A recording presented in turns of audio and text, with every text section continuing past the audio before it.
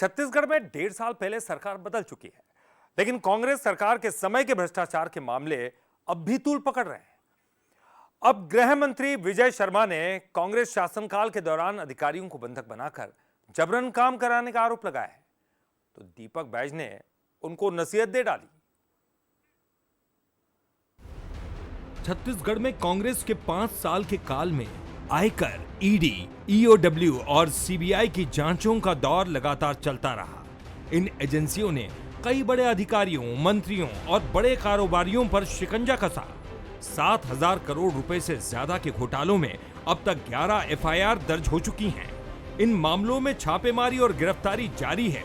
गृह मंत्री विजय शर्मा ने आरोप लगाया कि कांग्रेस के शासनकाल में अधिकारियों को दबाव में लाकर अवैध कार्य कराए जाते थे। पिछली सरकार को जनता ने नकारा ही भ्रष्टाचार के कारण है। भ्रष्टाचार में नवाचार हुआ करता था, विभिन्न तरीकों से भ्रष्टाचार, नए नए तरीके भ्रष्टाचार के ईजाद किए गए थे। तो जनता ये सब देखती है भाई। ऐसे बहुत सारे मसले हैं, मुझे नहीं समझ में आता है कि कितना आंकड़ा होगा, क्योंकि आंकड़े तो उस विषय पे होते हैं जितने उपलब्धता, जिसके दस्तावेज उपलब्ध हो जाते हैं। उपलब्ध न हो पाने वाले कितने होंगे दरअसल। और इस तरह से आप देखेंगे तो अधिकारियों को तो बंधक जैसे बना करके उनसे काम लिया गया है। कुछ अधिकारी मिले थे।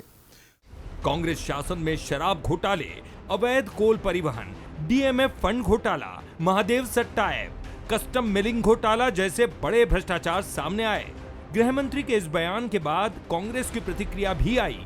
कांग्रेस प्रदेश अध्यक्ष दीपक बैज ने आरोपों का खंडन करते हुए कहा कि अभी तक किसी अधिकारी को दंडित नहीं किया गया है। उन्होंने आरोपों को पूरी तरह से बेबुनियाद बताते हुए गृह मंत्री को इस तरह के बयानों से बचने की नसीहत भी दी। अब 5 साल भी बीत गया, सरकार शांतिपूर्वक चली, अच्छा चली, ठीक है। सरकार आना नहीं आना ये लोकतंत्र का एक हिस्सा है, लेकिन अब इस तरह की बयाने मैं समझता हूँ गृह मंत्री को देना मैं शोभा नहीं देता है। अगर कहीं ऐसी तथ्य है तो तथ्य के साथ उनको प्रस्तुत करना चाहिए। हाँ, ये तथ्य है, ये ऐसा इन्होंने किए हैं, तो बिना तथ्य का बात करना मैं समझता हूँ तो उचित नहीं है। अलग अलग मामलों में एजेंसियों ने कोर्ट में चार्जशीट पेश की है। ईडी ने अब तक शराब घोटाले में मनी लॉन्ड्रिंग की जांच की है। इसके अलावा अवैध परिवहन और महादेव सट्टा ऐप के मामलों में भी कई चार्जशीट पेश की जा चुकी हैं। ईओडब्ल्यू और सीबीआई भी जांच में सक्रिय है। कांग्रेस सरकार के दौरान हुए भ्रष्टाचार के खुलासे सत्ता से बाहर होने के बाद हो रहे हैं। जांच एजेंसियां पूरी सक्रियता के साथ इन मामलों पर काम कर रही है। देखना होगा कि ये जांच कितनी दूर तक जाती है और इनमें कितने और जिम्मेदार लोग शिकंजे में आते हैं।